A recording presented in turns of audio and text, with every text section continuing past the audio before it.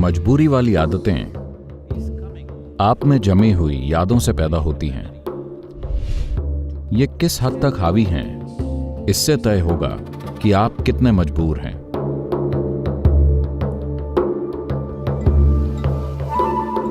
मेरा सवाल मजबूरी भरी आदतों के बारे में है। खाने की आदतें, ड्रग्स की आदतें, भावनात्मक मजबूरियाँ, जीवन की हर मजबूरी। और ये उस शोर और अशांति से कैसे जुड़ा है। ये जो हमारे अंदर है, हमारे अंदर का ये शोर हमारी आदतों के रूप में कैसे बाहर आता है। देखिए, जिसे आप आदतें कहते हैं, Generally, people only recognize compulsive physical behavior. आमतौर पर लोग सिर्फ शरीर की मजबूरी भरी आदतों को ही पहचानते हैं। किसी को शराब की लत है, किसी को किसी दूसरी चीज की लत है, किसी व्यक्ति को दूसरों का अपमान करने या कुछ नकारात्मक करने की आदत है और वो उससे दूर नहीं हो पाते। पर हमें थोड़ा और गहराई से देखना चाहिए। हमारे उठने और बैठने में भी आदतों की मजबूरी मौजूद है। अगर आप हठ योग का अभ्यास कर रहे हैं तो शायद धीरे धीरे आपके उठने और बैठने का तरीका एक सचेत प्रक्रिया बन रहा है, वरना यह ज्यादातर आदतों से होता है। अगर हम आपकी परछाई देखें, आप कैसे बैठते हैं, तो हम लगभग जान जाएंगे कि ये कौन है, क्योंकि आप एक खास तरीके से बैठते और खड़े होते हैं। क्या आपने गौर किया है? सभी के अलग अलग मजबूरी भरे पैटर्न होते हैं। मजबूरी वाली आदतें आप में जमी हुई यादों से पैदा होती हैं। आप इसे वंश से जुड़े पैटर्न या कर्म कह सकते हैं, आप इसे कई नाम दे सकते हैं, पर मूल रूप से यादों ने आपके जीवन को जकड़ लिया है। What spiritual process means is to create an awareness, to become conscious in such a way that we override the memory. आध्यात्मिक प्रक्रिया का मतलब है जागरूकता पैदा करना, इस तरह से जागरूक होना कि हम पुरानी यादों से ऊपर उठ जाएं, न सिर्फ व्यवहार या भोजन की आदतों की छोटी मजबूरियों से, बल्कि जीवन की बहुत ही बुनियादी मजबूरी से भी, जो हमें जीवन और मृत्यु की चक्रीय प्रक्रिया में फंसाती है। सबसे बड़ी मजबूरी को हराना यानी जन्म लेने की इच्छा और जीवन व मृत्यु प्रक्रिया से परे चले जाना। मुक्ति शब्द से हमारा मतलब है, मुझे पता है कि आज मुक्ति चॉकलेट और आइसक्रीम मिलती है, But it's okay, they're making the word popular. At least that way you use the word. पर ठीक है, वो इस शब्द को लोकप्रिय बना रहे हैं, कम से कम इस बहाने आप वो शब्द बोलते हैं। तो मूल रूप से मजबूरी भरी आदतें होना यानी कोई चीज चक्र में चल रही है, आप उन चक्रों को तोड़ नहीं पा रहे हैं जो आपके मन में, आपकी भावनाओं में, आपकी ऊर्जा में या आपके शरीर के व्यवहार में मौजूद हैं। शायद आप केवल अपने बर्ताव के पैटर्न को देख रहे हैं, आपके व्यवहार की मजबूरी भरी प्रवृत्ति। आप अपने विचारों की आदतों पर तब तक ध्यान नहीं देते हैं जब तक ये बहुत बड़ी परेशानी न बन जाए।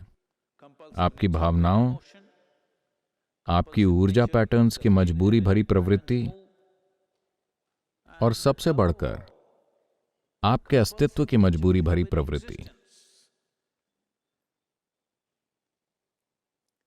जीवन का हर पहलू यादों से प्रभावित होता है। ये जिस हद तक हावी होगा, उसी हिसाब से आदतें आपको मजबूर करेंगी। It is like शायद मैंने कुछ समय पहले कहा था,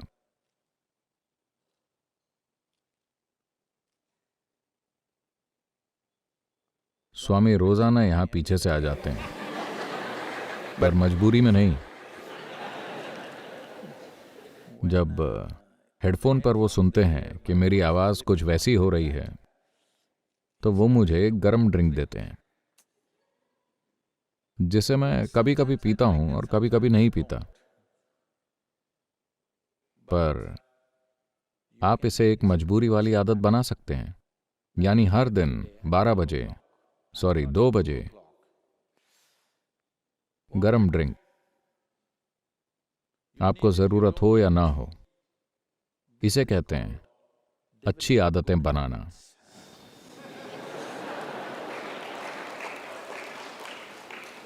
कोई अच्छी आदत नहीं है, सभी आदतें खराब होती हैं, क्योंकि आदत यानी आप मजबूरी के पैटर्न में जीने की कोशिश कर रहे हैं। प्यास लगने पर आप पानी पीते हैं। नहीं नहीं, ऐसे नहीं। डॉक्टर आपको कहेंगे रोजाना 3 लीटर पानी पीजिए, फिर आधा समय आप टॉयलेट में मिलेंगे।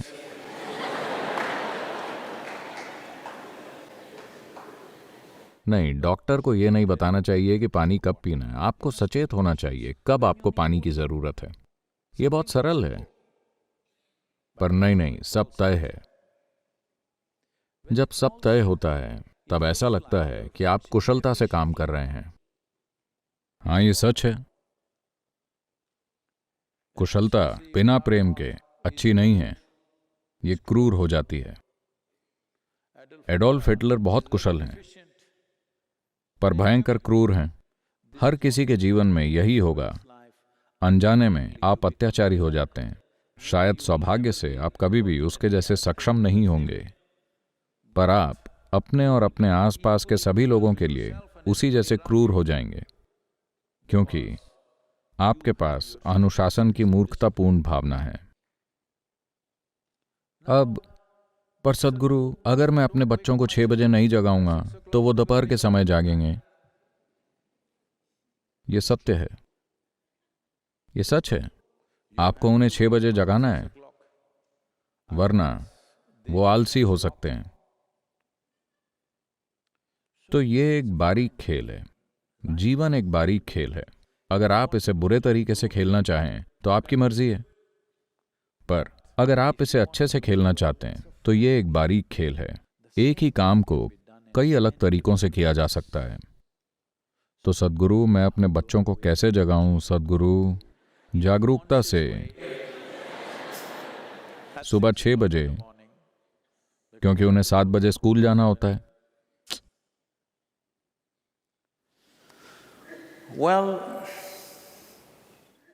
दुनिया में ऐसी कई स्थितियां हैं जो पूरी तरह से हम नहीं बनाते, पर हमें उनसे जुड़ना पड़ता है, वरना हम हर चीज से अलग थलग पड़ जाएंगे। हमें बच्चे को 7 बजे स्कूल भेजने के लिए जगाना है। ऐसा हुआ 6 बजे नहीं, 7 बजे। एक मां सुबह से 10वीं बार आई और अपने बेटे को झकझोर कर कहा, उठो, तुम्हें स्कूल जाना है। वो बोला, मम्मी, मुझे स्कूल में कोई भी पसंद नहीं करता। टीचर मुझे पसंद नहीं करते, कर्मचारी मुझे पसंद नहीं करते, बस ड्राइवर मुझसे नफरत करते हैं। मुझे स्कूल नहीं जाना है।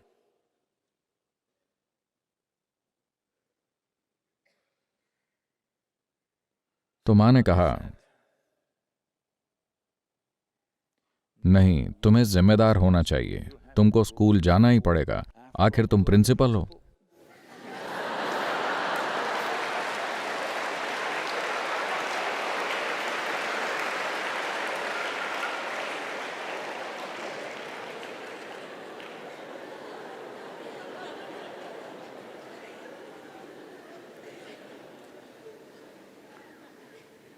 कुछ स्थितियों के हिसाब से हम कुछ पैटर्न बनाते हैं, पर उन्हें सचेत होकर बनाया जा सकता है।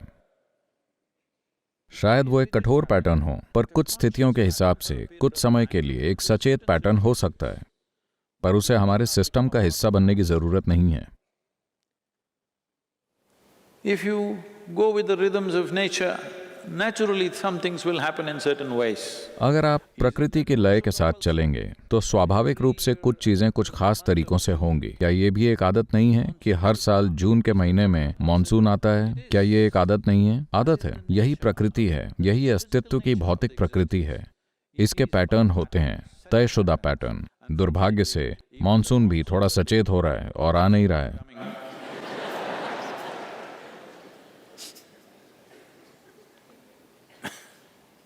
इस पैटर्न का टूटना दुर्भाग्यपूर्ण है, पर भौतिक प्रकृति पैटर्न से बनी है। चाहे एक परमाणु हो या एक कोशिका या एक अणु या पूरी प्रणाली, भौतिक चीजें ऐसे ही बनती हैं। This is the difference or distinction a human being knowingly or unknowingly trying to establish. यही वो फर्क है जिसे मनुष्य जाने अनजाने में स्थापित करने की कोशिश कर रहा है कि मैं भौतिक दायरे से परे हूँ। शायद उसे कोई आध्यात्मिक शिक्षा न दी गई हो, पर फिर भी वो व्यक्ति भी किसी तरह खुद को ये साबित करने की कोशिश कर रहा है कि मैं शरीर से ज्यादा कुछ हूँ। अगर कोई आपको एक भौतिक चीज मानकर बर्ताव करता है तो आपको बुरा लगता है ना? हेलो? भौतिकता सेट पैटर्न्स पर टिकी है। भौतिक से परे का आयाम किसी भी पैटर्न पर टिका हुआ नहीं है। इसी जगह से, इसी आयाम से मानव मन में चेतना का विचार पैदा हुआ है। जीवों के विकास के पैमाने में इंसान अभी ऐसे हैं जैसे मान लीजिए एक पक्षी जो लंबे समय तक पिंजरे में बंद हो, फिर कई वर्षों के बाद पिंजरे का दरवाजा खोल दिया जाए, पर पक्षी कभी उड़ने की कोशिश नहीं करता क्योंकि उसे पिंजरे की आदत हो गई है। वो पिंजरा उसकी पहचान बन गया है और वो उड़ता ही नहीं है। फिलहाल इंसानी स्वभाव ऐसा ही है। प्राणियों का विकास इस तरह से हुआ है कि एक रेंगने वाला प्राणी अब ऐसा हो गया है। अब पिंजरे का दरवाजा टूट चुका है, पर फिर भी हम बाहर नहीं जाते, बस आदत के कारण। हमारे वंश का असर हमें आदतों में जकड़ रहा है। ऐसा हुआ, 3 साल के लड़के ने अपने दोस्त से कहा, मैं बड़ा होकर बगल वाले घर की लड़की से शादी करूंगा। तो दोस्त ने पूछा क्यों? तो लड़के ने कहा, क्योंकि मुझे मम्मी सड़क पार नहीं करने देती हैं।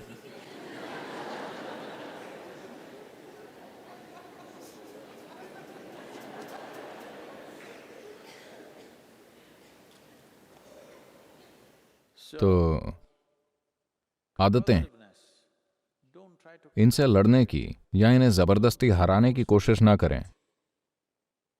आपको बस होश पूर्वक जीना होगा।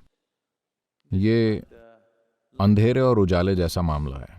आप अंधेरे से मत लड़िए, ये मूर्खता होगी।